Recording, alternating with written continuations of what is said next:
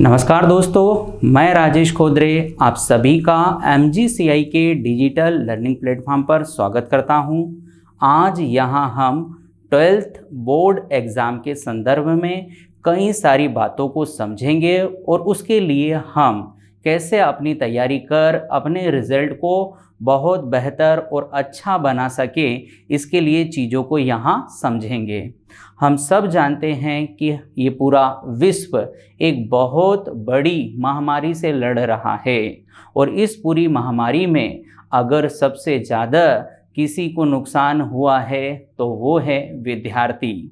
कई विद्यार्थी इस महामारी के कारण अपनी पढ़ाई से, अपनी शिक्षा से वंचित रह गए और कई सारे विद्यार्थी जिन्होंने अपने जीवन काल में पहली बार ये सारी चीज़ों को देखा और वो इस ऑनलाइन शिक्षा को उतने अच्छे से समझ नहीं पाए, जिसके कारण उनकी फिर से इस वर्ष क्या जो शिक्षा है वो उतने अच्छे तरीके से नहीं हो पाई जितने कि वो ऑफलाइन तैयारी रहकर करते हैं। और कुछ विद्यार्थी ऐसे भी हैं जो कि व्यवस्थाओं के अभाव में इन सब चीज़ों के कारण अपनी शिक्षा को ठीक से नहीं कर पाए।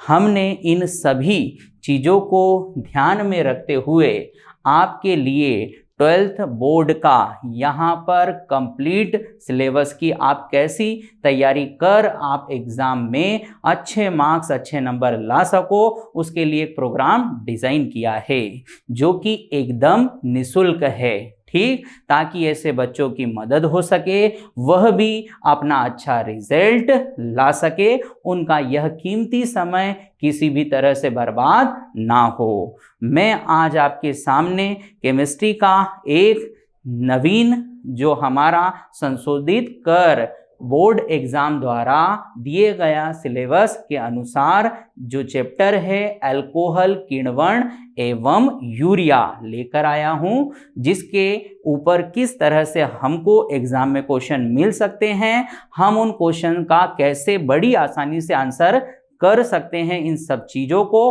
आज के वीडियो के अंदर मैं आपको सिखाऊंगा, ठीक है, जिससे आपकी ये जो समस्या है पूरी तरीके से दूर हो जाएगी। ठीक है, आइए हम अपना वो चैप्टर यहाँ से देखें। ठीक, तो हमें साइंस केमिस्ट्री में 2 चैप्टर केमिस्ट्री के ऊपर मिलेंगे और उसमें से आज हम जो चैप्टर देखने वाले हैं किण्वन, अल्कोहल एवं यूरिया, जिसको हम इंग्लिश में फर्मेंटेशन अल्कोहल एंड यूरिया के नाम से पढ़ते हैं।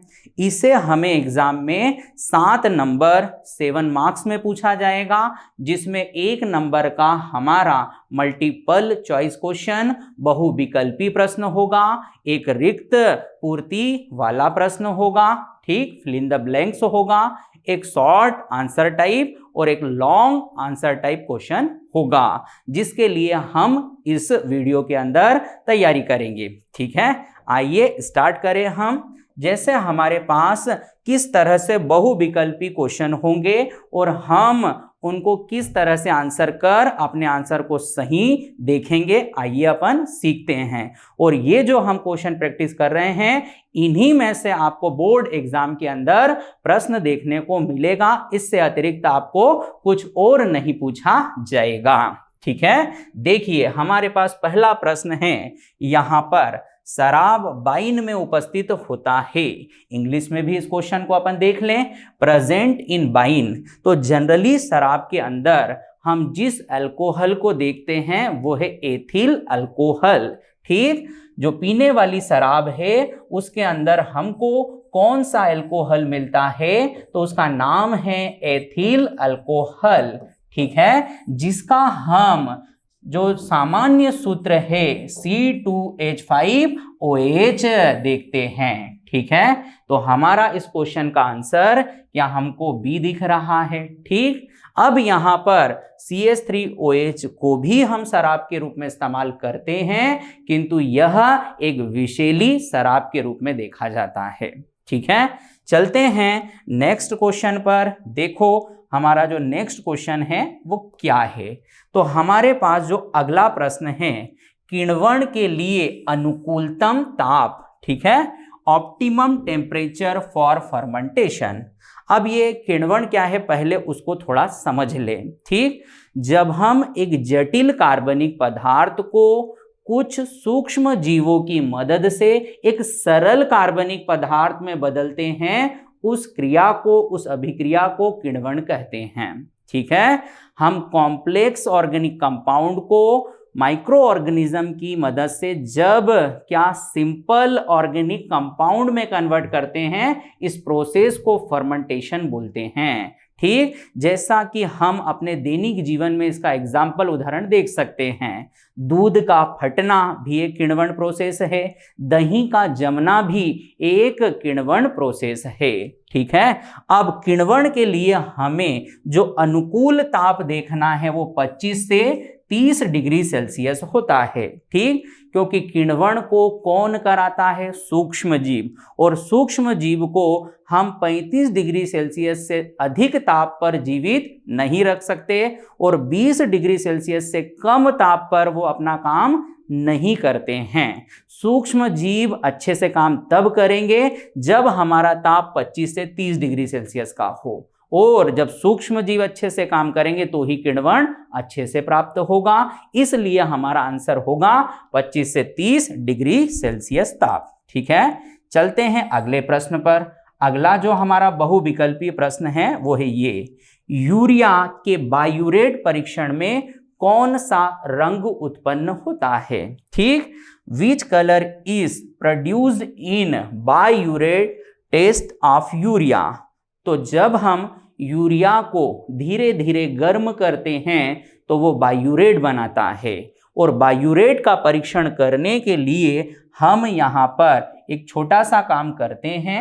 देखो, तो बायूरेट परीक्षण के लिए हम यूरिया के साथ क्या मिलाते हैं? कॉपर सल्फेट की कुछ बूंदें। किसकी बूंदें? Copper sulphate. और साथ में हम क्या कुछ मात्रा में क्षार अर्थात NaOH मिलाते हैं, जिसका रंग कैसा आ जाए? बैंगनी, जिसको इंग्लिश में हम वायलेट बोलते हैं। ठीक, तो यूरिया के बायूरेट परीक्षण के लिए कॉपर सल्फेट क्षार मिलाकर अगर उसका रंग बैंगनी आता है तो हम वहां कौन सा टेस्ट कहते हैं? Biuret test. ठीक है, तो हमारा बायूरेट टेस्ट क्या है हमने यहां से देखा।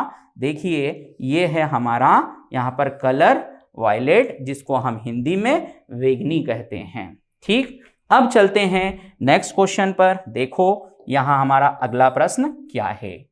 ठीक, अगला बहुविकल्पी प्रश्न है, किण्वन के लिए उपयुक्त पीएच मान होता है। ठीक, ऑप्टिमम टेम्परेचर इन हमारा जो है पीएच किसके लिए? फर्मेंटेशन के लिए। अब फर्मेंटेशन के लिए जो ऑप्टिमम पीएच हम देखते हैं, क्या वह 6 से 7 होता है? क्योंकि किण्वन ना तो अधिक सांद्र विलयन में, ना ही अधिक क्या तनु विलयन में होता है, वो क्या हमें हल्का अम्लीय, हल्का क्षारीय माध्यम में सबसे अच्छी क्रिया कर देता है। तो हम किण्वन के लिए जब अनुकूल पीएच कहें तो वो हमारा 6 से 7 होना चाहिए। ठीक है, अब हमारे पास जो नेक्स्ट क्वेश्चन है वो है ये, बियर, शराब में एल्कोहल की मात्रा। ठीक है, percentage of alcohol in beer. तो बियर के अंदर हमको 3 से 5%, 3 to 5% एथिल अल्कोहल मिलता है। ठीक, तो बियर का अल्कोहल परसेंट देखा हमने। नेक्स्ट क्वेश्चन देखते हैं हम। हमारे पास जो नेक्स्ट क्वेश्चन अगला प्रश्न है, कास्ट स्प्रिट, वुड स्प्रिट, मतलब ऐसा अल्कोहल जिसको हम लकड़ियों से प्राप्त करें उसको हम कास्ट स्प्रिट या वुड स्प्रिट कहते हैं, जिसके लिए हमारे पास आंसर है मेथिल अल्कोहल। मेथिल अल्कोहल एक ऐसा अल्कोहल है जिसको हम लकड़ियों से प्राप्त करते हैं, इसीलिए इसका नाम हमने कास्ट स्प्रिट या वुड स्प्रिट दिया है। ठीक, चलते हैं नेक्स्ट क्वेश्चन पर। अब हमारा जो नेक्स्ट क्वेश्चन है वो है, यूरिया में कितना प्रतिशत नाइट्रोजन का होता है? ठीक, यूरिया के अंदर हमको क्या नाइट्रोजन प्रतिशत निकालना है। किसी भी कंपाउंड में जब हम किसी पर्टिकुलर एलिमेंट के लिए क्या निकालना चाहते हैं, उसका मास प्रतिशत, उसका द्रव्यमान प्रतिशत, तो उसका तरीका है कि आप जिस भी तत्व के लिए प्रतिशत निकालना चाहते हो उस तत्व का क्या लिखोगे, भार, तत्व का भार बटे उस अणु का कुल भार, बटे उस अणु का नीचे क्या रखोगे, कुल भार और गुणा 100। ऐसा कर आप किसी भी अणु के अंदर किसी भी तत्व के लिए क्या निकाल सकते हो, प्रतिशत। ठीक, ये तो हमने बात करी सूत्र से। अब इस सूत्र में जब हम मान रखकर, जैसे कि हमें मालूम है यहाँ पर 2 नाइट्रोजन हैं जिसके लिए हम नाइट्रोजन प्रतिशत चाहते हैं, तो 28 और इसका भार 60 गुणा 100, ऐसा करोगे तो आपके पास 46.6% नाइट्रोजन आएगा। ठीक है, तो यूरिया के अंदर हम नाइट्रोजन का 46.6% देखते हैं, जो कि एक मोस्ट इंपॉर्टेंट क्वेश्चन है। ठीक है, बढ़ते हैं अगले प्रश्न पर। अगला जो हमारे पास प्रश्न है वो है ये, देखिए, प्रयोगशाला में सबसे पहले किस कार्बनिक यौगिक को खोजा गया, निर्माण किया गया। ठीक है, which organic compound was first synthesised in laboratory. प्रयोगशाला के अंदर खोजा गया पहला कार्बनिक पदार्थ हम सबको मालूम होना चाहिए, वो है यूरिया। कौन सा, यूरिया, और इसे खोजा बोहलर नाम के साइंटिस्ट ने। अब ये 2 चीज आप सबको अच्छे से मालूम होना चाहिए कि प्रयोगशाला में पहली बार अमोनियम साइनेट, जो कि एक अकार्बनिक पदार्थ था, जिसको गर्म किया और इससे पहला कार्बनिक पदार्थ तैयार किया गया जो कि था यूरिया। ठीक है, तो हमें ये भी बहुत एक इंपॉर्टेंट क्वेश्चन मिलता है जिसका आंसर हम यूरिया देने वाले हैं। इस तरह से हमको क्या मल्टीपल चॉइस क्वेश्चंस की प्रैक्टिस करना है। इनमें से आपको कोई ना कोई प्रश्न एग्जाम में, परीक्षा में देखने को मिल जाएगा। ठीक है, अब हम बात करेंगे रिक्त स्थान पूर्ति वाले क्वेश्चन की। इसमें से भी हमको इस चैप्टर के अंतर्गत एक क्वेश्चन मिलने वाला है। देखिए, हमारे पास पहला क्वेश्चन है यहाँ पर, किण्वन एक क्रिया है, फर्मेंटेशन इज। फर्मेंटेशन क्या ऊष्माक्षेपी अभिक्रिया है या ऊष्मा शोषी। इंग्लिश में इसको बोले तो एक्सोथर्मिक और एंडोथर्मिक। मतलब जब किण्वन की अभिक्रिया होती है तो वहां से ऊष्मा ऊर्जा का क्या मिलता है, उत्सर्जन, और ऐसी अभिक्रियाओं के लिए हम ऊष्माक्षेपी, इंग्लिश में एक्सोथर्मिक बोलते हैं। ठीक, तो इसका आंसर हमें क्या एक्सोथर्मिक देखना है। ठीक, नेक्स्ट क्वेश्चन देखें। हमारे पास जो नेक्स्ट क्वेश्चन है वह है, मनुष्य की लार में खालिस्तान एंजाइम पाया जाता है। ठीक, fill in the blanks, enzyme is present in human saliva. हमें मालूम है कि मनुष्य की लार में सलाइवा के रूप में हमको टाइलिन एंजाइम मिलता है। कौन सा एंजाइम, टाइलिन। ठीक है, तो यहां हमारा आंसर क्या होने वाला है, टाइलिन। ठीक, अब हम जल्दी से अगला क्वेश्चन देखें। अगला क्वेश्चन है, यूरिया का रासायनिक सूत्र है, केमिकल फॉर्मूला ऑफ यूरिया। हमें मालूम है कि यूरिया का केमिकल फॉर्मूला है NH2CONH2। ठीक है, हमारे पास यूरिया के लिए केमिकल फॉर्मूला होता है NH2CONH2। तो जल्दी से इसका आंसर चेक कर लें, तो यहां आंसर भी वही है। नेक्स्ट क्वेश्चन की बात करें, अल्कोहल पर अम्ल की क्रिया से बनता है। ठीक, is formed when alcohol react with acid. तो क्या हमें ये बात मालूम है कि जब हम यहां पर एक अल्कोहल की रिएक्शन एक एसिड से कराते हैं तो हमें यहां पर एस्टर निर्माण मिलता है। किसका निर्माण, एस्टर का, और साथ में जल का। ठीक है, तो अल्कोहल की रिएक्शन एसिड से कर एस्टर और जल बनता है। ठीक है, इस रिएक्शन को आप यहां से इस तरह से याद रख लेना। ठीक, अब हम अगले क्वेश्चन की बात करें। हमारे पास अगला जो क्वेश्चन है वो है शराब बनाने में खालिस्तान का उपयोग किया जाता है। Fill in the blanks used in a wine formation. हमने अभी देखा शराब के लिए हम कौन से अल्कोहल का यूज करते हैं, तो वो है एथिल अल्कोहल, क्योंकि मेथिल अल्कोहल तो एक विषैला, एक पॉइजनस अल्कोहल होता है। तो इसके लिए हमारा आंसर होने वाला है एथिल अल्कोहल। ठीक, अब हम अगले प्रश्न पर बढ़ेंगे। हमारे पास अगला जो फिल इन द ब्लैंक्स है वो है ये कि सुक्रोज से एथिल अल्कोहल बनाने की किण्वन क्रिया में खालिस्तान गैस उत्पन्न होती है। In fermentation alcohol is formed from sucrose, then fill in the blanks gas produce. तो किण्वन की क्रिया में मुक्त कराई जाने वाली गैस कार्बन डाइऑक्साइड होती है, जो कि ऊष्मा ऊर्जा के साथ मुक्त की जाती है। इसलिए हम किण्वन को एक्सोथर्मिक अर्थात ऊष्माक्षेपी अभिक्रिया भी कहते हैं। देखिए, जब हम किसको यहां पर हमारा जो ग्लूकोज है, क्या है ग्लूकोज C6H12O6 को किण्वन कर एथेनॉल में कन्वर्ट करते हैं, तो हमें यहाँ कौन सी गैस इवॉल्व कर दी जाती है, कार्बन डाइऑक्साइड। और इस ग्लूकोज को हम किससे प्राप्त कर लाते हैं, सुक्रोज से। ठीक है, तो ये है हमारी वह केमिकल रिएक्शन। अब हमारे पास अगला जो क्वेश्चन है जल्दी से उसे देखें। अगला क्वेश्चन है, कृषि में यूरिया का उपयोग खालिस्तान के रूप में किया जाता है। Urea is used in agriculture in the form. हम सब जानते हैं कि यूरिया एक प्रकार का उर्वरक है, फर्टिलाइजर है, जो कि मृदा की उर्वरा क्षमता को बढ़ाता है, सॉइल की फर्टिलिटी को बढ़ाता है, ताकि आवश्यक पोषक तत्वों की पौधों को प्राप्ति हो सके।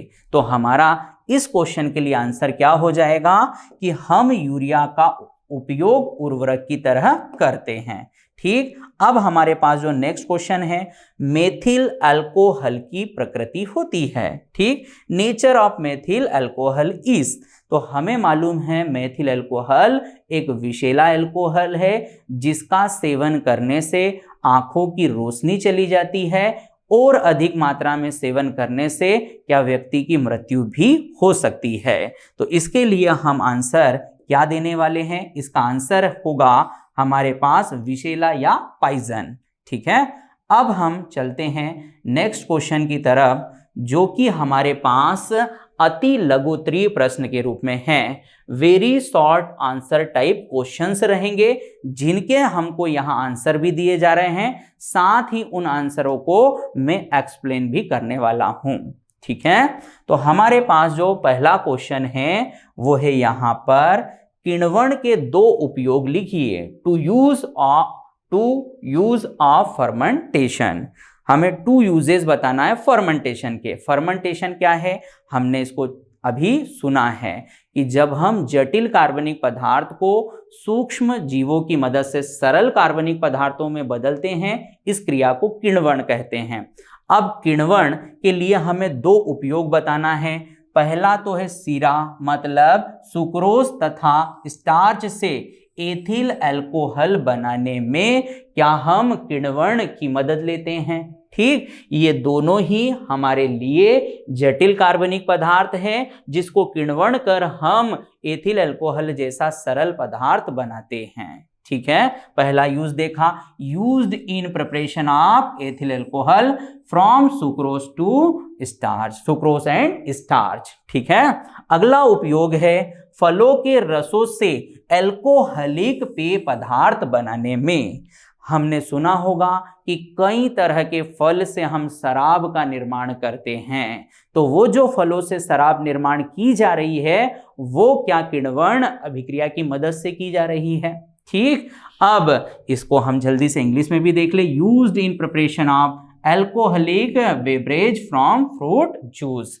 तो ये था हमारा पहला क्वेश्चन, जिसके लिए हमें इस तरह से आंसर करना है। ठीक, आइए देखें अगला क्वेश्चन। हमारे पास जो अगला क्वेश्चन है वो है ये, देखिए अगला क्वेश्चन है, यूरिया का बायूरेट परीक्षण लिखिए। What is the biuret test? हम सब जानते हैं कि यूरिया के लिए हम बायूरेट टेस्ट लगाते हैं। अब ये जो बायूरेट है, क्या यूरिया को धीमे धीमे गर्म कर प्राप्त की जाती है? इसके लिए अभी हमने क्वेश्चन किया था कि हम सर्वप्रथम क्या उस यूरिया के लिए विलयन तैयार करेंगे। उस विलयन में हम कॉपर सल्फेट की कुछ बूंदें मिलाएंगे, साथ में क्षार मिलाएंगे, और ऐसा कर अगर हमको बैंगनी वायलेट रंग मिलता है तो हम कंफर्म करेंगे कि बायूरेट प्रेजेंट है। ठीक है, समझ में आया? हम urea plus copper sulphate plus क्षार मिलाकर वहां अगर वायलेट बैंगनी रंग आता है तो क्या बायूरेट को कंफर्म करेंगे। ठीक, तो इस तरह से हमें ये क्वेश्चन करना है। अब हमारे पास अगला क्वेश्चन है, देखें जल्दी से। अगला क्वेश्चन है, एथिल अल्कोहल के दो उपयोग लिखें। Two uses of ethyl alcohol, हमें एथिल अल्कोहल के दो उपयोग बताना है। तो पहला उपयोग तो हम सब जानते हैं कि अल्कोहल को बड़ी मात्रा में पेय पदार्थ के रूप में हम इस्तेमाल करते हैं। ठीक, दूसरा और महत्वपूर्ण अल्कोहल का उपयोग है, हम इससे टिंचर आयोडीन बनाते हैं, और अल्कोहल का उपयोग हम साबुन उद्योग सॉप इंडस्ट्री के अंदर भी करते हैं। तो हमारे पास अल्कोहल के दो उपयोग कौन कौन से हो गए? पहला तो अल्कोहलिक पेय बनाने में, और सेकंड हो गया है टिंचर आयोडीन तथा साबुन उद्योग में। इस तरह से इस प्रकार के क्वेश्चन का आंसर करना है। अब हमारे पास जो अगला प्रश्न है वो है ये, चेक कीजिए प्रश्न क्या है। हमारे पास अगला प्रश्न है यहां पर, एक मिनट, ठीक है। किण्वन के लिए दो अनुकूल परिस्थितियां, right the two optimum condition for fermentation. हमें किण्वन के लिए जो सबसे अनुकूल परिस्थिति कहना है वो है ताप। अगर हम किण्वन के लिए ताप सही रखेंगे तो ही हमें वहां पर किण्वन सही रूप से मिलेगा। और हमें मालूम है किण्वन के लिए ताप 25 से 30 डिग्री सेल्सियस का होना चाहिए। उसी ताप पर सूक्ष्म जीव अपनी अभिक्रिया सबसे अच्छे तरीके से दर्शाते हैं। जब सूक्ष्म जीव अच्छे तरीके से काम करेगा तो ही किण्वन हमको मैक्सिमम मिलेगा। ठीक, अगला है यहाँ शर्करा विलयन की सांद्रता 8 से 10% होना चाहिए। मतलब हम जो भी विलयन के लिए किण्वन करा रहे हैं वह एक तनु विलयन के रूप में हो। कभी भी हम सांद्र विलयन, सांद्र पदार्थ लेकर किण्वन नहीं कराते हैं, क्योंकि सांद्र विलयनों के साथ किण्वन हमें सही तरीके से प्राप्त नहीं होता। किण्वन के लिए हमारे पास कैसा विलयन हो? तनु विलयन हो। ठीक है, चले अगले प्रश्न पर। देखो हमारा जो अगला क्वेश्चन है, ये सारे क्वेश्चन कई बार 12th बोर्ड एग्जाम में आ चुके हैं, वही हम यहां पर सरल शब्दों में देख रहे हैं। ठीक है, अगला हमारा क्वेश्चन है, अल्कोहल मिति से क्या समझते हो? What is the alcohol मिट्री? ठीक है, तो जब हम किसी भी द्रव के अंदर, जैसे कि अल्कोहलिक पेय हो या कोई मेडिसिन हो, उसके अंदर अल्कोहल का क्या ज्ञात करते हैं? प्रतिशत। इसी काम को हम अल्कोहल मिति या अल्कोहल मिट्री कहते हैं। ठीक, जल्दी से मैं इसे इंग्लिश में पढ़ दूं। The process of determine the percentage of alcohol in a given sample as known as alcoholometry. ठीक है, बहुत सिंपल है। किसी भी विलयन के अंदर अल्कोहल का प्रतिशत निकालना अल्कोहल मिति कहलाता है। ठीक, अगला क्वेश्चन देखते हैं। हमारे पास अगला जो क्वेश्चन है यहां से देखें, power alcohol, very important question. Power alcohol से क्या समझते हो? What is the power alcohol? तो इस प्रकार के अल्कोहल को क्या हम कुछ लोगों के मिश्रण, मिक्सचर के रूप में देखते हैं? कैसे? जब हमारे पास 80% क्या हो? पेट्रोल हो। ठीक, 80% क्या हो? पेट्रोल हो। 20% एथिल अल्कोहल हो। 20% क्या हो? एथिल अल्कोहल, और कुछ मात्रा में बेंजीन हो। कुछ मात्रा में बेंजीन हो, इस पूरे संगठन को, इस पूरे मिश्रण को हम पावर अल्कोहल कहते हैं, जिसका यूज हम अंतर्दहन इंजनों को चलाने में करते हैं। ये एक अच्छा फ्यूल, एक अच्छा ईंधन कहलाता है। तो इसका हमको संगठन पर भी क्वेश्चन आता है और इस तरह से हमको 2 नंबर में भी क्वेश्चन लिखने को आता है, जिसको हम बड़े सरल शब्दों में लिख सकते हैं। ठीक है, चलते हैं अगले प्रश्न पर। हमने अभी तक कई महत्वपूर्ण प्रश्नों को यहां से सीखा। अगला प्रश्न है, अल्कोहल के क्वथनांक उच्च होते हैं क्यों? ठीक है, boiling point of alcohol is higher why. अब ये जो अल्कोहल का क्वथनांक उच्च है, उसका एकमात्र रीजन, एकमात्र कारण है हाइड्रोजन बंध। अल्कोहल अणु आपस में मिलकर हाइड्रोजन बंध बनाते हैं, जिसके कारण उनका गलनांक क्वथनांक अन्य सामान्य कार्बनिक यौगिकों की तुलना में अधिक हो जाता है। ठीक है, कैसे इनके मध्य हमको ये बंध मिलेगा? तो चेक कीजिए, ये है हमारा एक अल्कोहल, जिसके लिए हम इस तरह से क्या हाइड्रोजन बंध बनाते हैं, ये देखिए।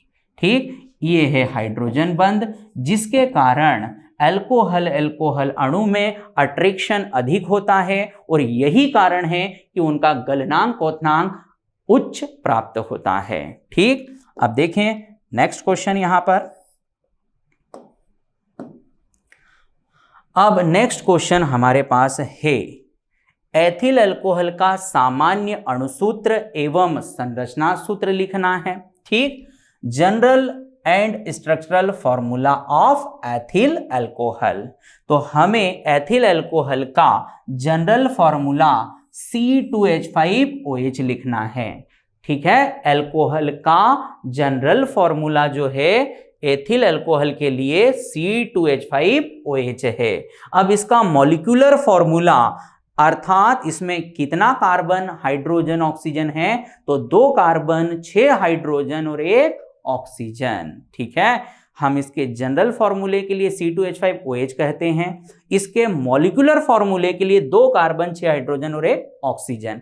अब जब हम इसका स्ट्रक्चर बनाते हैं, जो कि हमको दिख रहा है, तो जितना कार्बन है उनको पहले सिंगल बॉन्ड से जोड़ दो। ठीक है, हमें मालूम है अल्कोहल का जो क्रियात्मक समूह फंक्शनल ग्रुप OH है, उसको जोड़ दो।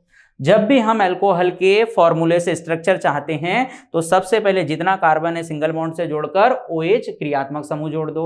हमें मालूम है कार्बन की संयोजकता कितनी है, 4। अभी एक बंध दिख रहा है, हम 3 हाइड्रोजन जोड़कर इस संयोजकता को पूरा कर दें। यहां पर बचे 2 हाइड्रोजन के साथ इस कार्बन की संयोजकता को क्या कर दें, पूरा। इस तरह से हमें इस मॉलिक्यूलर फॉर्मूला का स्ट्रक्चरल फॉर्मूला मिल जाएगा, इस अणुसूत्र का संरचना सूत्र मिल जाएगा। और इस तरह से हमसे जो जो बातें पूछी गई है, हम उसको बड़ी आसानी से लिखकर अपने नंबरों को प्राप्त कर सकते हैं। ठीक है, बढ़ते हैं आगे की ओर। देखें हमारे पास अगला जो प्रश्न रहेगा वो एक दीर्घ उत्तरी प्रश्न के रूप में रहेगा। ठीक, लॉन्ग आंसर टाइप क्वेश्चन। ठीक, मतलब ये हमें क्या अधिक नंबर दिलाने वाला है, तो इसके लिए हमको बातें भी अधिक मालूम होना चाहिए, चीजें भी हमें अधिक लिखना होगा। आइए इस तरह के क्वेश्चन के लिए हम किस तरह से अपने आंसर को करते हैं। ठीक, हमारे पास यहाँ क्वेश्चन है, अशुद्ध तथा अनाशुद्ध एल्कोहलिक पेय पदार्थ में कोई 2 अंतर लिखें। पर हमें प्रश्न क्या दीर्घ उत्तर के रूप में आया है, इसलिए हमको अंतर ज्यादा देखना है। ठीक, write to difference between distil and undistil alcohol substance. ठीक, अब पहला अंतर देखें हम लोग सभी यहां पर, तो अल्कोहलिक पेय पदार्थ को आसवन विधि से प्राप्त किया जाता है। ये जो अशुद्ध अल्कोहल है, इनको हम डिस्टिलेशन प्रोसेस कर निर्मित करते हैं, किंतु ये जो अनाशुद्ध अल्कोहल है, अनडिस्टिल अल्कोहल है, इनको हम क्या किण्वन द्रव को केवल छानकर रंग एवं सुगंध मिलाकर प्राप्त करते हैं, जिसको हम जनरली ऐसा भी कह सकते हैं कि the prepared from fruit juice and grains, जिसको हम फलों या अनाज की मदद से प्राप्त करते हैं, ऐसे एल्कोहल को हम अनाशुद्ध अनडिस्टिल्ड एल्कोहल कहते हैं। किंतु जिसको हम डिस्टिलेशन आसवन कर बनाते हैं वह हमारा कैसा एल्कोहल है? अशुद्ध। ठीक है, अब हम अगला इसमें डिफरेंस अंतर देखें। ठीक है, इसमें एल्कोहल का प्रतिशत मात्रा 36 से 40 होता है। जो हमारा अशुद्ध एल्कोहल है उसके अंदर एल्कोहल का एक बड़ा परसेंट मिलता है जिसका अमाउंट 36 से 40% होता है। ठीक है, किंतु हमारे पास जो अनाशुद्ध एल्कोहल है इसके लिए एथिल एल्कोहल का इतना बड़ा परसेंट नहीं होता है। इसके लिए हमें जो परसेंट देखने को मिलता है वो 3 से 15% होता है। ठीक, तो अशुद्ध में 36 से 40 और अनाशुद्ध में हमारे पास 3 से 15% होता है। ठीक, हमें अशुद्ध के लिए एथिल एल्कोहल का क्या अधिक मात्रा, अधिक अमाउंट मिलता है, पर अनाशुद्ध अनडिस्टिल्ड के लिए यह अमाउंट बहुत कम होता है। ठीक है, एक लास्ट और अंतिम जो इनमें अंतर है वो है इनमें अशुद्धियों की मात्रा बहुत कम होती है। It have minimum impurities present in distilled alcohol, पर अनडिस्टिल्ड के अंदर जो इम्प्यूरिटीज है ये बहुत अधिक होती है। ठीक है, इसीलिए हम इनको क्या खराब एल्कोहल के रूप में देखते हैं। ठीक है, तो ये था हमारा यहाँ पर एक द्विगुरुत्वीय प्रश्न जिसको कई बार एग्जाम के अंदर पूछा गया है और इस वर्ष भी आपको ऐसे ही प्रश्न मिलेंगे जिसको आप इस वीडियो से पढ़कर अपनी अच्छी तैयारी कर अच्छे मार्क्स, अच्छे परसेंट आप बना सकते हैं। इसके लिए आपको हमारे सभी वीडियो देखना है, तभी आपकी सारी 12th की जो बोर्ड एग्जाम के आपके सब्जेक्ट हैं उनकी अच्छे से प्रिपरेशन होगी और आपका एक बहुत अच्छा रिजल्ट आएगा। ठीक है, धन्यवाद।